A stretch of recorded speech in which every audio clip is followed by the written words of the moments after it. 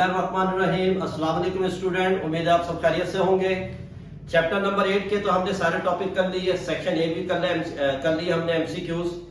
आज जो है हम सेक्शन बी करेंगे और सेक्शन बी में जितने भी न्यूमेरिकल्स है आज उसको हम परफॉर्म करेंगे, यहाँ बोर्ड पर सॉल्व भी करेंगे। और ये जो सेक्शन बी है बुक के पेज नंबर 192, 193, 194 पर इसके क्वेश्चन मौजूद हैं। तो पहले क्वेश्चन नंबर 2, इसका डेटा मैंने पहले से लिख दिया है, इसको हम रीड कर लेते हैं। How much work is needed to move horizontally a body 20 metre by a force of 30 Newton.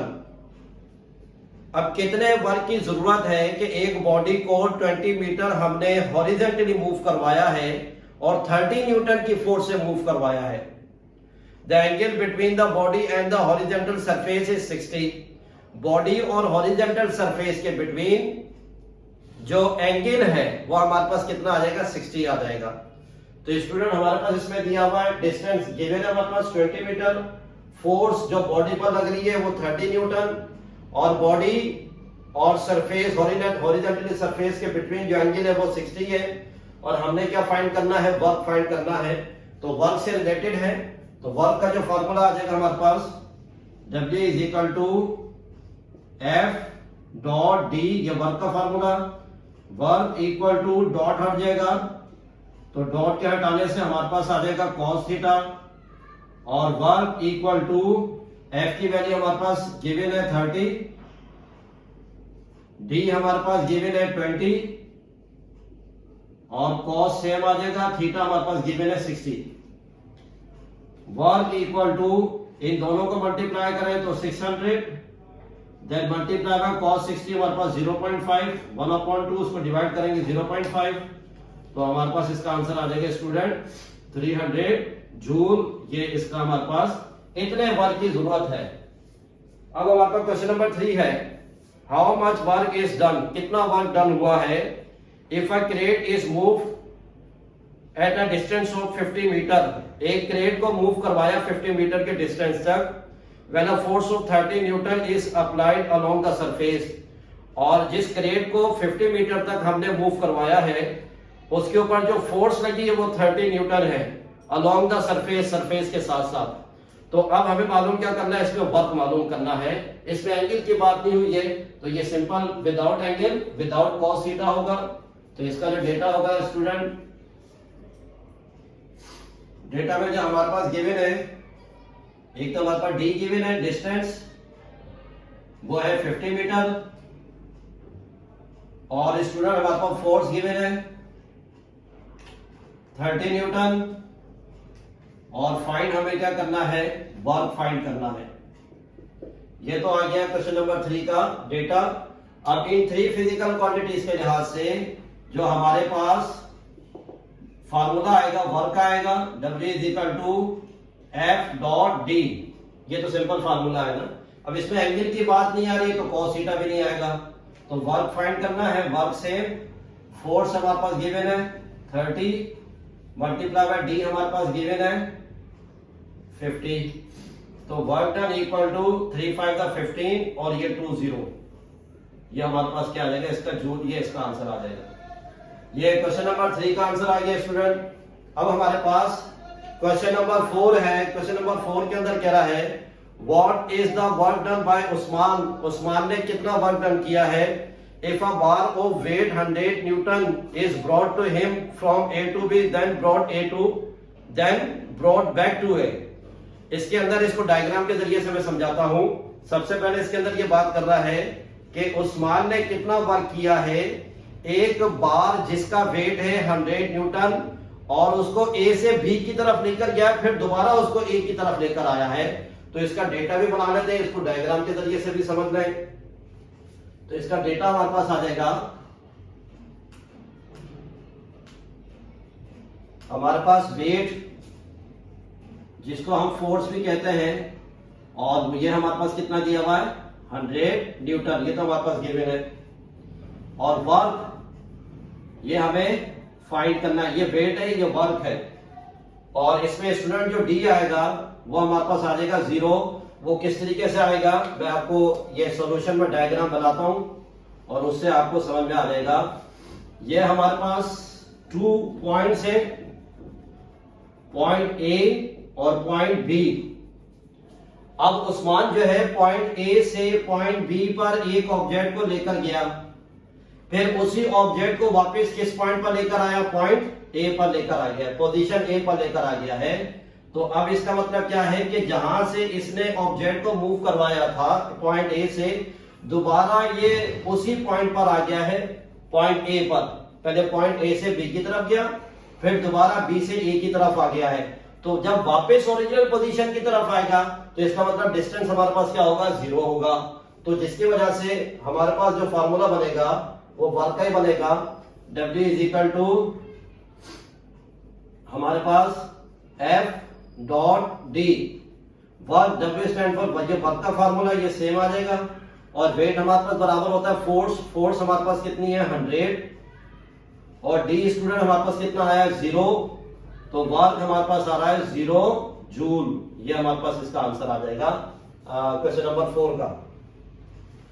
फिर इसी का क्वेश्चन नंबर 6 है, what will be the kinetic energy of a body of mass 50 kg। एक body जिसका मास 50 kilogram है, उसकी kinetic energy क्या होगी वो हमें फाइंड करनी है।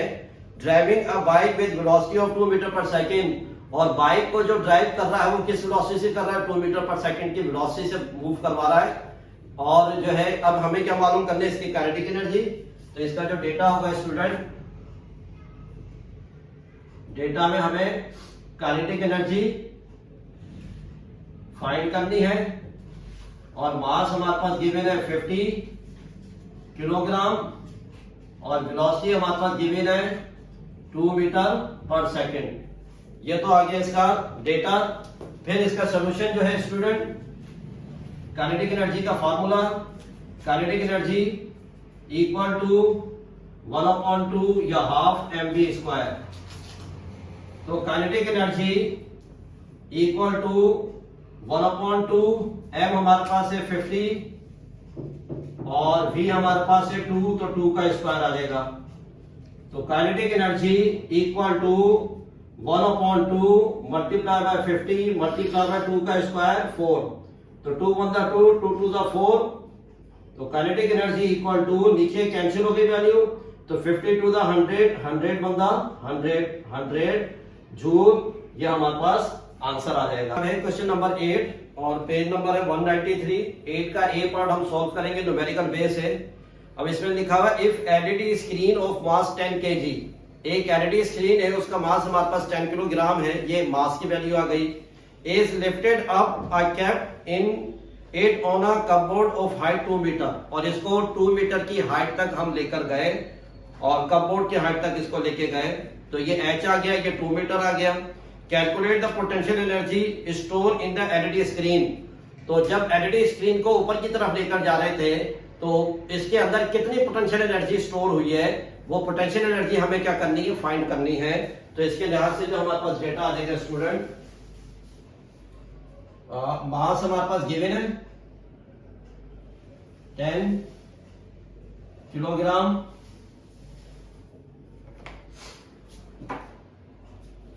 मास हमारे पास 10 किलोग्राम है, और हाइट हमारे पास है 2 मीटर, और ग्रेविटी कांस्टेंट है हमारे पास 10 मीटर पर सेकेंड स्क्वायर, और पोटेंशियल एनर्जी स्टूडेंट हमने फाइंड करनी है।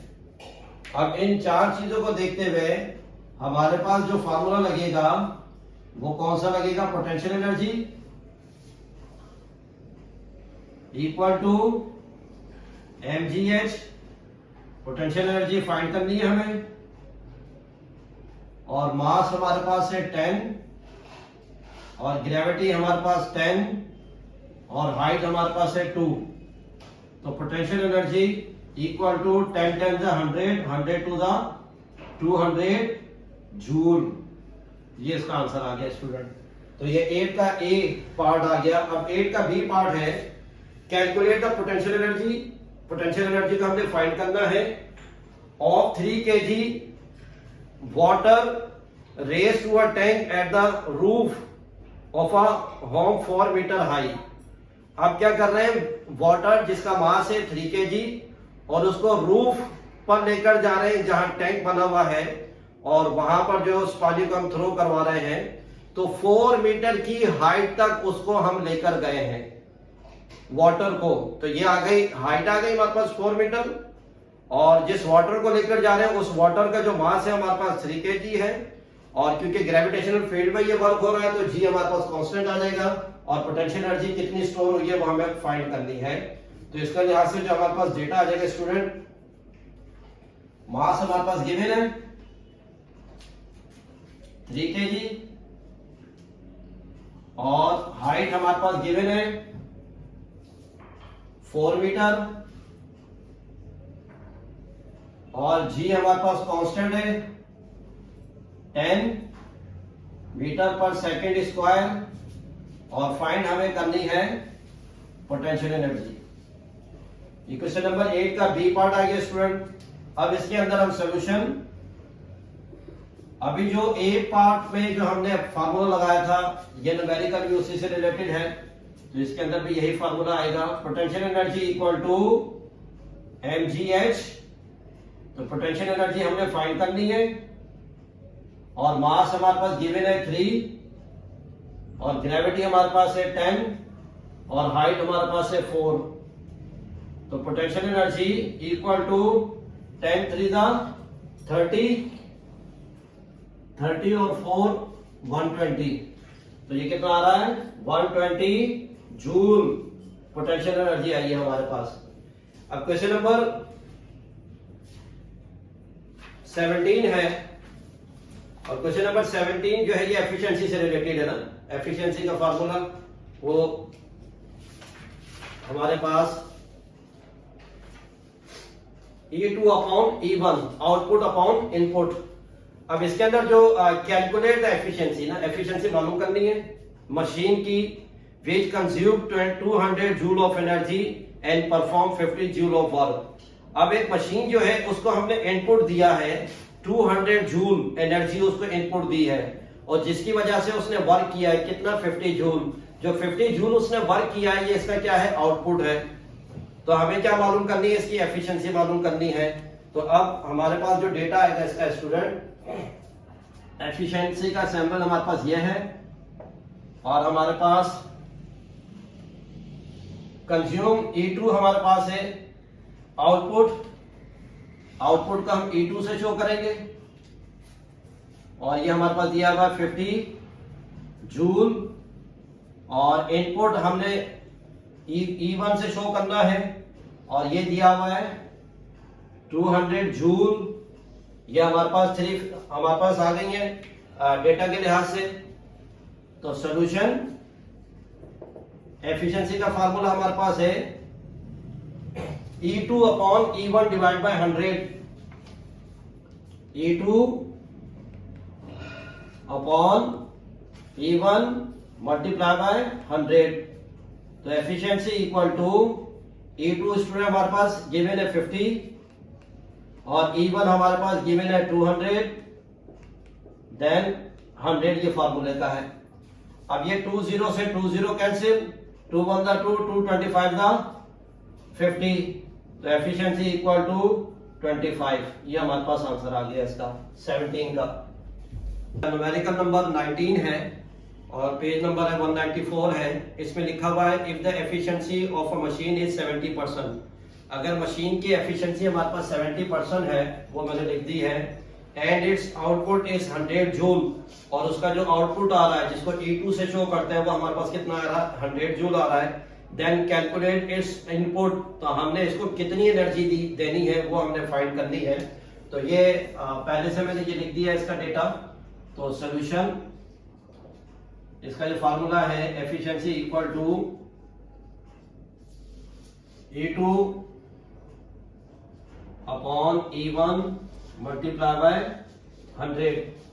एफिशिएंसी तो हमारे पास गिवन है 70 और E2 हमारे पास है 100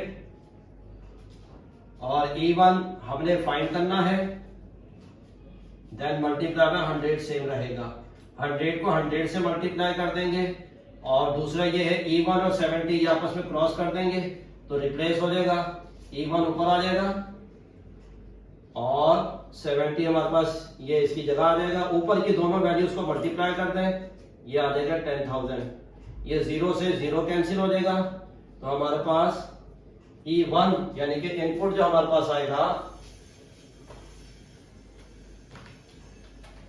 1000 डिवाइडेड बाय 7, तो हमारे पास आंसर आ रहा है 142.85।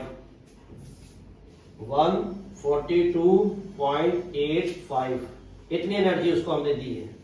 तो स्टूडेंट अब है न्यूमेरिकल नंबर, क्वेश्चन नंबर 21, इसका बी पार्ट है और इसके अंदर लिखा है energy of 600 joule dissipated by a bulb in 50 minutes. ये 50 मिनट्स है और टाइम का यूनिट हमारे पास सेकंड, इसको सेकंड में कन्वर्ट करना पड़ेगा। और जो इसने एनर्जी डेसिपेट की है वो कितनी है, 600 जूल है। Find the power of the bulb, तो हमें क्या मालूम करना है, बल्ब की पावर हमने फाइंड करनी है। तो इसके लिहाज से जो इसका डेटा होगा स्टूडेंट, वो हमारे पास बल्ब आ रहा है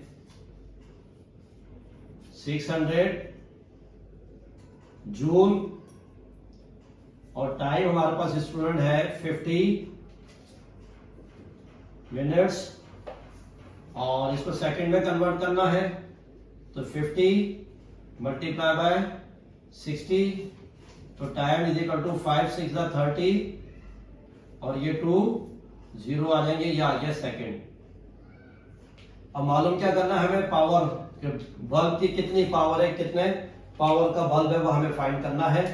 तो अब इसका जो सोल्यूशन होगा स्टूडेंट, पावर का formula, power is equal to work done per unit time. तो power is equal to work हमारे पास गिवन है 600 और टाइम हमारे पास गिवन है 3000, तो पावर इक्वल टू, इसका जो आंसर आएगा स्टूडेंट 600 डिवाइडेड बाय 3000, 0.2 इसका आंसर आ रहा है। तो जो हमारे पास बल्ब है वो कितने पावर का होगा, 0.2 वॉट का होगा हमारे पास। अब इसका हमारे पास है क्वेश्चन नंबर 22 पार्ट बी है, calculate the power of a machine. Machine की पावर को कैलकुलेट करना है। If it does 40 joule of work in 10 second, 40 joule work कितनी देर में किया है, 10 सेकंड में किया है मशीन ने। तो अब उस मशीन की पावर हमने फाइंड करनी है कि मशीन की पावर कितनी है। तो हमें सबसे पहले इसका जो डेटा होगा, डेटा में जो हमारे पास कैलकुलेशन है वो हमारे पास P is equal to question mark और वर्क हमें दिया हुआ है 40 जूल्स और टाइम हमारे पास है 10 सेकेंड। ये तो आ गया स्टूडेंट इसका सिंपल सा डेटा। सॉल्यूशन जो फार्मूला है, power is equal to work done per unit time, P is equal to W upon T। Power find करनी है और वर्क हमारे पास कितनी है 40 और टाइम हमारे पास है 10, 10 1 10, 10 4 40, तो पावर कितनी आ रही है 4 वॉट। ये हमारे पास आंसर आ गया इसका। फिर इसका है 23, क्वेश्चन नंबर 23, इसका बी पार्ट है, a student weight of 400 Newton take 5 seconds to climb up an obstacle of height of 2 metre. एक स्टूडेंट जो है जिसका वेट 400 है और 2 मीटर की हाइट तक उसने क्लाइंब किया है और कितनी देर में किया है, 5 सेकंड के अंदर किया है। कैलकुलेट द पावर कंज्यूम, तो उस पर कितनी पावर कंज्यूम हुई है वो हमने फाइंड करना है। तो इसका जो डेटा है, वेट और फोर्स ये दोनों एक दूसरे के इक्वल है और ये हमें कितना दिया हुआ है 400 न्यूटन दिया हुआ है और टाइम हमारे पास गिवन है 5 सेकेंड और हाइट हमारे पास गिवन है, ये हमारे पास है 2 मीटर। और कैलकुलेट द पावर, हमें क्या मालूम करनी है, पावर मालूम करनी है। और इस हाइट को स्टूडेंट हम डी भी कह सकते हैं, डिस्टेंस भी कह सकते हैं। और पावर के लिहाज से जब हमारे पास फार्मूला आ जाएगा, solution power is equal to work done per unit time, फिर power is equal to work हमारे पास बराबर होता है एफ इंटू डी के, F into D divided by time. तो power equal to F, force हमारे पास गिवन है कितनी 400, और डी हमारे पास गिवन है 2, और टाइम हमारे पास गिवन है 5। तो 5 × 5, 5 × 8 40। तो पावर इज इक्वल टू ये 80 आ गया, मल्टीप्लाई बाय 2। तो power is equal to 200, 2 8 16 watt. ये हमारे पास इसका आंसर आ गया है स्टूडेंट। अब है 24B पार्ट, ये इसकी न्यूमेरिकल है।